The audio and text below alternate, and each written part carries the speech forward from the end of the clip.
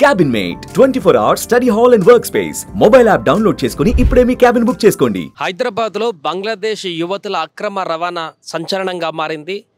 తీగలాగితే డొంక కదిలినట్టుగా హైదరాబాద్ లో బండ్లగూడలో నమోదైనటువంటి ఇక్కడ మొదలైనటువంటి సెర్చ్ ఆపరేషన్లో విస్తుపోయేటువంటి నిజాలు బయటపడ్డాయి. బండ్లగూడలో తీగలాగితే బంగ్లాదేశ్లో ఉన్నటువంటి మూలాలు ఇప్పుడు బయటపడ్డాయి.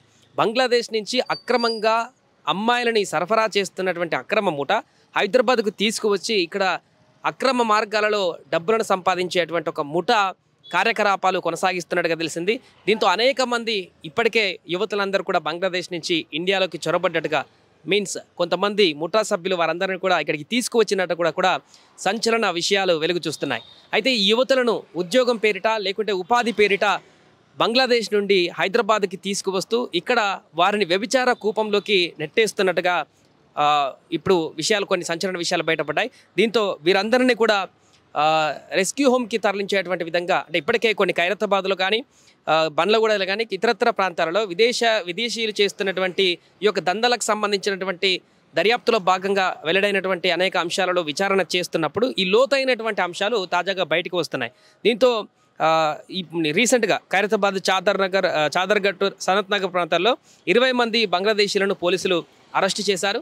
వీరి నుంచి కూపీ లాగుతుంటే అసలు విషయాలన్నీ కూడా ఇప్పుడు బయటకు వస్తున్నటువంటి సందర్భం అయితే నెలకొంది. 3 కేసులు నమోదు చేసి విచారించగా బంగ్లాదేశ్ అమ్మాయిల అక్రమ రవాణాకు సంబంధించినటువంటి అనేక విషయాలు ఇప్పుడు ఇక్కడికి రావడం జరిగింది. ముఖ్యంగా బంగ్లాలో ఉన్నటువంటి యువకులు ఓలా అదేవిధంగా ఉబేర్కి సంబంధించినటువంటి ఈ యొక్క డ్రైవర్లుగా పనిచేస్తూ అమ్మాయిలని ట్రాప్ చేస్తూ వారిని ఇక్కడికి తరలిస్తున్నట్టుగా ఈ యొక్క విచారణలో కూడా కొన్ని విషయాలు బయటపడడం జరిగింది. అయితే అక్రమంగా వస్తున్నారు కాబట్టి ఎలాంటి పర్మిషన్స్ వీసాలు కానీ ఏముండవు కాబట్టి ఆ యువతులు కూడా ఉద్యోగం పేరిట అని చెప్పేసి ఇక్కడికి వచ్చిన తర్వాత మోసపోయామని తెలుసుకున్నాక కూడా వారు బయటికి రాలేనటువంటి పరిస్థితుల్లో వాళ్ళని ఇరికించి ఇక ఏదీ లేదన్నటువంటి విధంగా వారిని వ్యభిచార కూపంలోకి బలవంతంగానే వారిని అందులోకి నెట్టేస్తున్నటువంటి పరిస్థితి.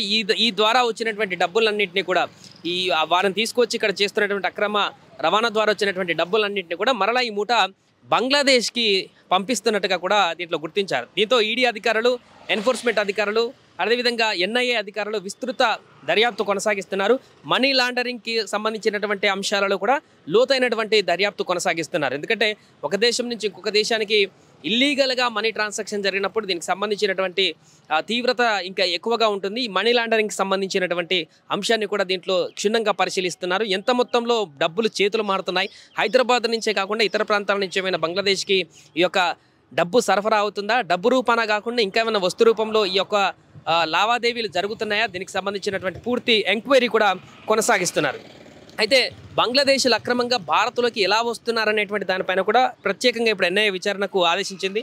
ఇంకా ఏ మార్గాల్లో వస్తున్నారు, ఎలాంటి ఎత్తుగడలు వేస్తున్నారు, ఇప్పటివరకు తెలిసిన దాని ప్రకారం ఓలా ఉబేర్ డ్రైవర్గా పనిచేస్తూ అమ్మాయిలను ఇక్కడికి చేరవేస్తున్నట్టుగా కూడా కొంత సమాచారం అందింది. అంతేకాకుండా ఇంకే మార్గాలలో వీరిని ఇక్కడికి తీసుకువచ్చిన తర్వాత వారికి ఆధార్ కార్డులు కూడా కొన్ని అలాకేట్ చేస్తున్నట్టుగా కూడా తెలుస్తుంది. వారికి ఫేక్ ఆధార్ కార్డులు చేస్తున్నారా, లేకుంటే నిజంగానే రియల్ ఆధార్ కార్డులను క్రియేట్ చేయగలుగుతున్నారా, దీనికి సంబంధించిన కూడా ఇక్కడ ఉన్నటువంటి అధికారుల నిర్లక్ష్యం ఏమైనా ఉందా, ఇంకెవరైనా సపోర్ట్ చేస్తున్నారా, అక్రమంగా వచ్చినటువంటి వారికి ఆధార్ కార్డులు ఎలా వస్తున్నాయి, ఎలా సృష్టిస్తున్నారు, ఫేక్ ఆధార్ కార్డులా లేకుంటే ఆధార్ కార్డ్ ఇక్కడ కొందరు అధికారులు సపోర్ట్ చేస్తూ నిజంగా ఒరిజినల్ ఆధార్ కార్డుని మంజూరు చేస్తున్నారా, దీనికి సంబంధించినటువంటి పూర్తి వివరాలు కూడా తెలియాల్సి ఉంది. ఏదేమైనా కూడా బండ్లగూడలో ఇప్పుడు మొదలైనటువంటి ఎంక్వైరీ కాస్త బంగ్లాదేశ్ వరకు కూడా పాకింది.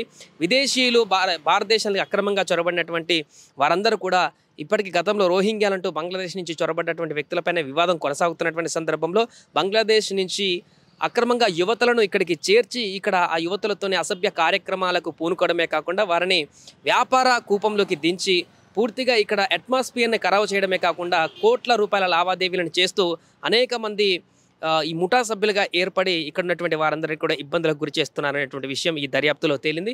ఏదేమైనా కూడా ఒక్కసారిగా హైదరాబాద్లో తెలియకుండా జరుగుతున్నటువంటి ఇంటర్నేషనల్ దందా అనేటువంటి అంశం ఇప్పుడు సంచలనంగా మారింది. దీనికి సంబంధించి ఎన్ఐఏ ప్రత్యేక ఫోకస్ పెట్టింది. ఇంకా ఈ దర్యాప్తులో ఇంకా ఏ విషయాలు బయటకు వస్తాయి, బంగ్లాదేశ్ యువతులకు ఇక్కడ తీసుకురావడానికి సహకారం చేస్తుంది ఎవరు, దీనికి సంబంధించిన పూర్తి వివరాలు అయితే ఈ దర్యాప్తులో ఇంకా బయటకు వచ్చేటువంటి అవకాశం అయితే ఉంది. సుమన్ టీవీలో మీ పర్సనల్ అండ్ బిజినెస్ ప్రమోషన్స్ కోసం కింది నెంబర్కి కాంటాక్ట్ చేయండి.